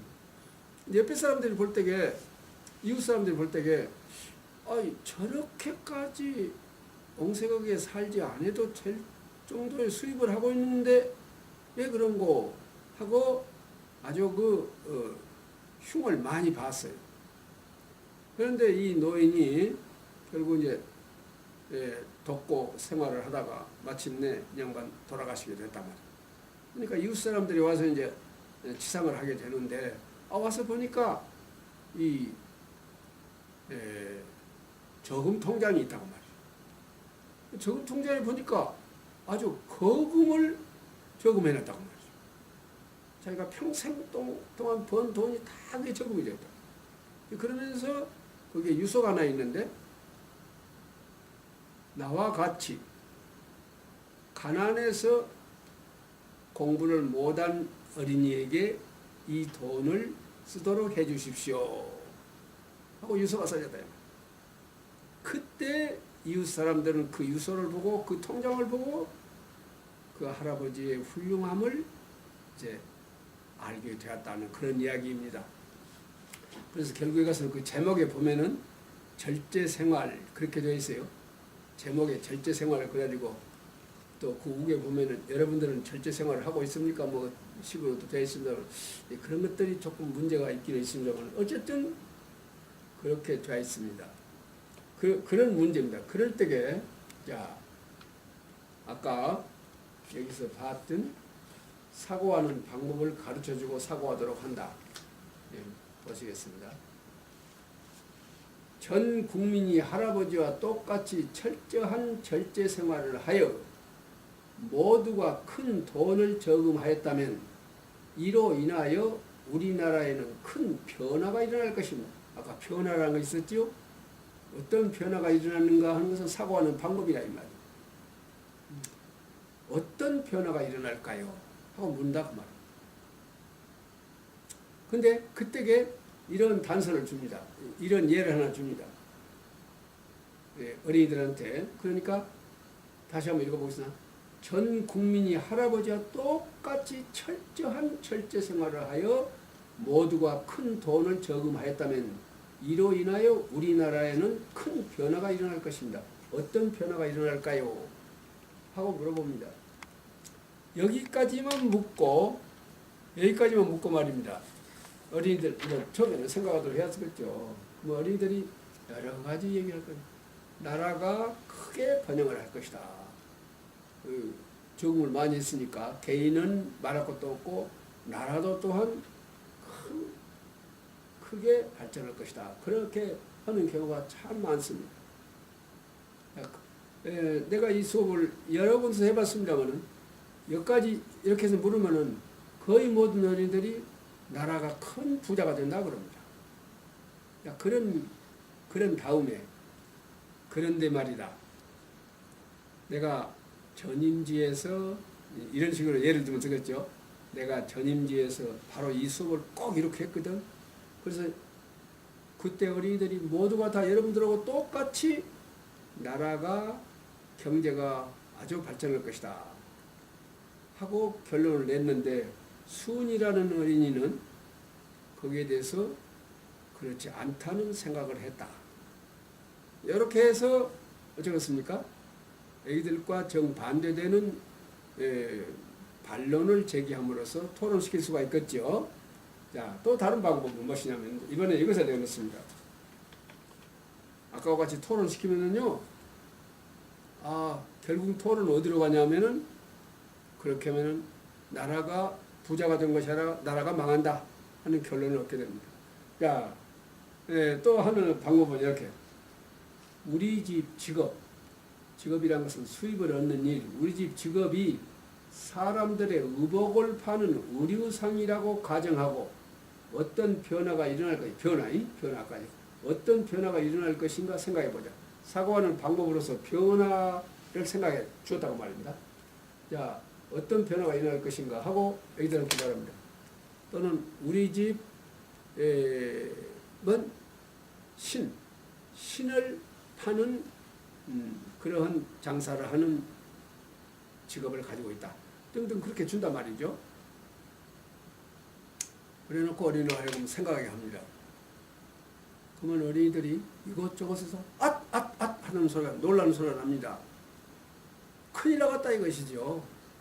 우리 집에 말하자면 무엇입니까? 의류상인데 저 할아버지 모양으로 두 벌 가지고 몇 년을 입어본다고 말이에요. 모든 사람들이 다 그래 못 적었습니까? 신이 팔리겠습니까? 옷이 팔리겠습니까? 그럼 우리 집 어떻게 되겠습니까? 수입이 하나도 없단 말이에요. 그러면 큰일 났다. 애기들은 비로소 알게 됩니다. 자, 그러면 이제 어린이들은 모든 국민이 할아버지와 같이 철저하게 절제 생활을 함으로써 많은 돈을 저금한 것이 반드시 나라의 발전에 또는 개인의 발전에 좋은 일은 아니다는 결론을 얻게 됩니다. 여기에서 어린이들은 그렇다면 절제 생활을 해야 되느냐 안 해야 되느냐 이렇게 묻게 됩니다.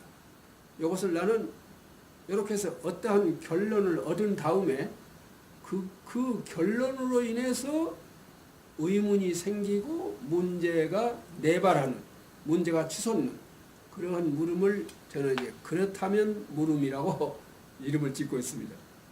그래서 수업이 끝난 다음에는 어떤 결론을 얻지 않습니까? 그럴 때 그 결론대로라면은 그렇다면 어떻게 되느냐 하고 물음을 그렇다면 물음이라고 이제 그렇다면 물음을 어린이들이 제기하도록 자꾸만 훈련시킬 필요가 있겠습니다. 자, 이런 식으로 해서 말하자면은 사고하는 방법을 가르쳐주고 사고하도록 하자 이런 얘기입니다. 그래서 이 사고하는 방법에 대해서는요 지금 여기 몇 가지 했습니다만은 어찌 이것뿐이겠습니까?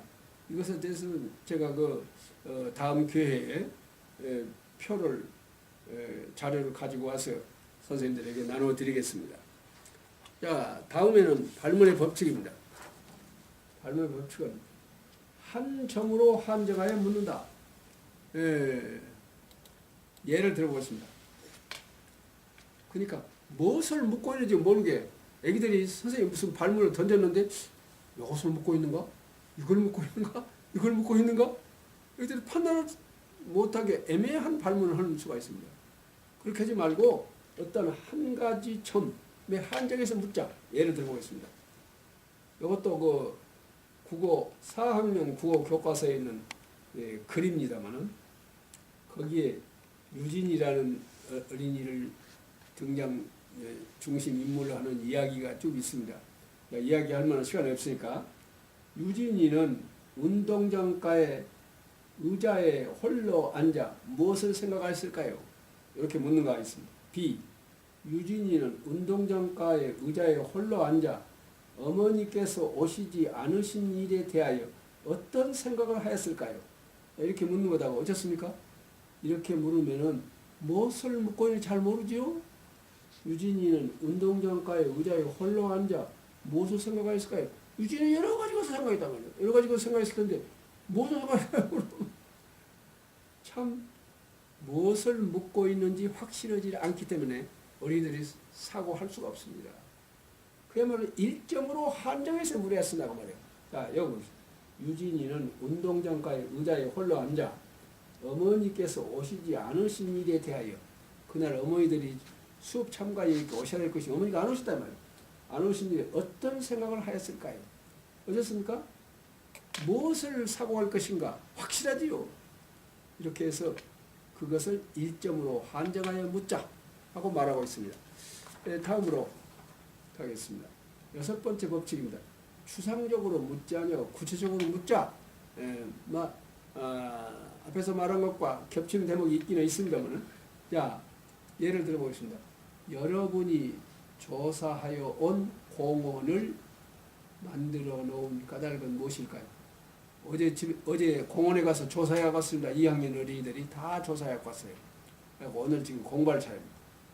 자, 이렇게 묻습니다. 여러분이 조사해 온 공원을 만들어 놓은 까닭은 무엇일까요? 하고 묻습니다. 까닭을 묻습니다. 자, 여기는 무엇입니까? 여러분이 조사해 온 공원은 우리가 날마다 놀고 있는 놀이터와 다른 점이 무엇입니까? 어떤 점이 다릅니까? 하고 다른 점을 묻고 있습니다. 다른 점이라고 하는 말하자면은 묻는 것하고 여러분이 조사해 온 공원을 만들어 놓은 까닭은 무엇입니까? 이거 어쨌습니까? 구체적이냐 추상적이냐 하는 걸 볼 때 이거 엄청 추상적이죠. 이건 아주 구체적입니다. 여러분이 조사해 온 공원은 우리가 날마다 놀고 있는 놀이터와 다른 점이 무엇입니까? 우리가 날마다 놀고 있는 시설이 별로 없어. 뭣도 없고. 근데 저기는 뭣도 있고. 다시 말하면 구체적으로 어린이들이 사고할 수가 있다고 말합니다. 그래서 구체적으로 물었을 때 구체적으로 사고한다고. 구체적으로 사고한다는 것은 어린이들이 자기가 가지고 있는 전지와 전능을 다해서 사고하고 있다는 얘기가 되겠습니다. 자, 다음입니다. 또 발문의 법칙 7번째입니다. 7번째 법칙은 수업의 모두에서 첫 발문은 누구나 응답할 수 있는 수준으로 만든다. 수업의 제일 처음입니다. 자, 오늘 수업에서 4분의 2 더하기 4분의 2, 다시 말하면 동분모 분수의 덧셈을 지도할 차례입니다. 이때 이것을 대뜸 내놔버리면은 지난 시간에 공부한 것과 연결이 안 잡은단 말이에요. 지난 시간에 공부한 지식을 가지고 이 시간 주어진 문제를 해결해서 오는데 그것이 자연스럽게 연결이 되었었는데 대뜸 물어보면 그것이 어렵습니다. 그래서 이렇게 묻습니다. 누구든지 이것은 할 수 있거든요. 3분의 1에다 색칠하시오. 누구든지 할 수 있단 말이죠. 그 다음은 4분의 1에다가 색칠하시오. 어쩌겠습니까? 그 다음에는 이제 이렇게 해가지고 요거는 똑같이 4조각으로 나눠가지고 4분의 1에다 색칠하시오. 여기입니다. 요거 마친 다음에 3분의 1에다 색칠하시오. 그 다음에 4분의 2에다 색칠하시오. 그러면 한 조각에다 색칠하고 다음에 4분의 1을 하시오. 그랬으면 4분의 1 하면 저희들이 지난 시간에 배워서 아니까 네 조각으로 나눈 중에 두 조각이라는 것을 알고 있잖아요. 두 조각을 색칠한단 말이에요. 그럼 덧쓰면 어느새 딱 되어버렸단 말이에요. 그래서 4분의 3이 됐다고 해서 알 수가 있습니다. 이렇게 해서 수업의 모두에서는 모든 어린이들이 다 응답할 수 있는 그러한 정도의 난도로 발문을 던지자.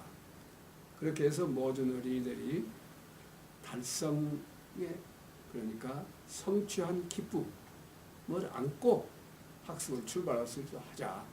또 동시에 지난 시간에 배웠던 지식이 이 시간에 그대로 활용이 되도록 하자 하는 것입니다. 이거와 관련해서 잠깐 여기서 생각나는 거 있어 말씀드리겠습니다. 요새 수업을 참관해 보면요, 어린이들이 이게 수업의 첫머리에서 교사가 재미있는 놀이를 시킵니다. 어린이들이 아주 재밌어요. 그래놓고 자 그러면 그만하고 지금부터 이 시간 공부를 시작합시다 하고 이 시간에 학습할 문제를 제시합니다. 그러면 어린이들이 어떤 표정인가 선생님들 보셨습니까? 이것은 아까 놀이가 재미있으면 재미있는 것만큼 반작용이 일어납니다. 이제 생각도 안 했던 뜬금없는 학습 문제가 딱 나오니까 아까 참 재밌었는데 이제 재미없는 것이 나오니까 이제 아까 놀이를 안 했을 때보다는 훨씬 더 많이 저것이 실증 나쁜다 이 말이죠. 그래서 이 수업의 첫 머리에서 하는 놀이, 이게 참 이것을 권장하고 여러 가지로 그것을 강습도 하고 그럽니다마는 이거 조심해야 됩니다. 본시 학습의 문제를 학습하면 필요한 놀이 해야 됩니다. 그 놀이를 통해서 바로 본시 학습으로 자연스럽게 이어져 지적 활동이 이어지도록 이렇게 돼야 된다 이 말이에요. 그 놀이가 아까와 같이 여러 것이 될 수도 있고 또는 어떤 놀이도 몸을 움직이는 놀이도 될 수 있고 하겠지만은 어쨌든 본시 학습과 무관한 것을 하게 되면은 그 무관한 놀이가 재미있었던 것만큼 이쪽에서 본시 학습이 싫어져 버린다 이 말이죠. 그 유의해야 되겠다 생각합니다. 다음 마지막으로 발문의 법칙 8번째, 그렇게 말할 수 있는 또는 그렇게 생각할 수 있는 근거는 무엇인가? 라고 묻는다. 그러니까 이것은 적어도 중학년, 고학년 경우가 되겠습니다마는 그 근거를 물어보자. 나름대로 다 근거가 있을 거란 말이죠. 그래서 그 근거를 물어본다고 하는 것은 논리적인 사고력을 기름에 있어서는 두말 것 없이 중요한 일이라고 생각합니다. 예를 들어보겠습니다. 전 국민이 할아버지와 같이 철저한 절제 생활을 한다면 나라가 망할 것 같다고 생각하는 근거는 무엇입니까? 아까 어떤 어린이가 그렇게 하면 나라가 망할 것 같습니다 하고 나오면은 그러면 그 근거가 무엇인가? 반드시 물어야 된다 그런 말이에요. 그 얘기입니다. 자, 이상 8가지 발문의 법칙을 말씀드렸습니다. 발문이라고 하는 것은 그냥 생각나는 대로 왜 그럽니까? 또는 그 까닭은 무엇입니까? 이렇게 물어서는 어린이들에게는 너무나 어려운 직접적 직선적인 물음, 다시 말하면 본질을 묻는 발문이 되어가지고 어린이들에게는 너무 어려워서 사고활동을 할 수가 없습니다. 그래서 지금 8가지 법칙을 말씀드렸습니다. 이 8가지 법칙을 선생님께서는 잘 소화하시고 이것을 적용한 발문을 말하자면 연습하실 필요가 있습니다. 그러고 나면은요, 이 8가지가 머릿속에 있어가지고 이번 발문에는 그 8가지 발문의 법칙 중에 어느 법칙을 선택할 것인가, 어느 법칙을 적용할 것인가 하는 것을 쉽게 선택적 활용을 할 수가 있게 될 것입니다. 그 정도의 노력도 하지 않는다면 어떻게 수업을 계획할 수 있겠습니까? 근데 이 법칙을 잘 알고 있으면요, 발문을 무난하게 지적 장애가 없는 보통의 모든 어린이들이 그야말로 이모로 저모로 자기 나름대로 사고하는 발문을 만들 수 있다고 생각합니다. 지금까지 말씀드린 것은 말하자면 발문의 법칙까지 했었습니다만 이것으로서 발문의 기술을 다 강의한 것은 아닙니다. 이제 이 시간 첫째 시간이니까 이 정도로 해두고요. 이 다음에 다음 시간에는 이제 정말 발문을 만드는 실제, 이 법칙에 의해서 발문을 어떻게 만들 것인가 하는 실습과 함께 발문 만들기를 강의하도록 그렇게 하겠습니다. 자, 질문 있으시면 선생님들 질문을 받겠습니다. 그러면 너무 시간이 오래돼서 이것으로 강의를 마치도록 하겠습니다. 선생님 수고하셨습니다. 안녕히 가십시오.